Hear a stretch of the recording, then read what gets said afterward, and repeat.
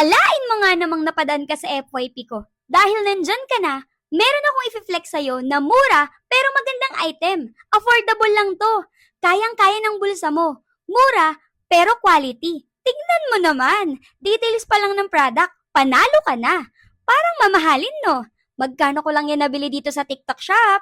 What if bumili ka? Para malaman mo kung gaano kaganda yung product na to. Oh, ano pang hinihintay mo dyan? Huwag mo nang i-add to cart. I-check out mo na agad bago pa ma-sold out.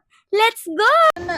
Hindi ka na, Germany. Wala ko kung anong sa'yo brand. May lotion ra. Ako ra nang gi-refill kay dako man akong bottle.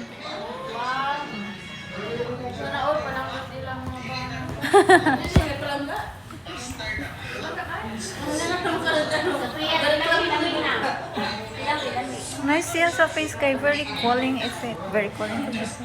Na siya cooling effect ba? Bugnaw. Kani nga cream mo'y gamit sa akong mga baby. Kaning sulod ani ko ano lang na siya ni Via refill na ko. Kay dako man akong kan. Dako dai siya dai mo lang refill. Pero akong mga anak may gagamit ani nga cream. Napo ni TikTok. Sige, okay na. Ano? Hi, Pani. Ay, feels good no. Kung ano nga siya mara siyang uga kaya ba akong face? Basig sa foundation na lang mong gigamit.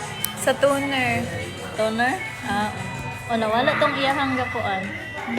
Thanks.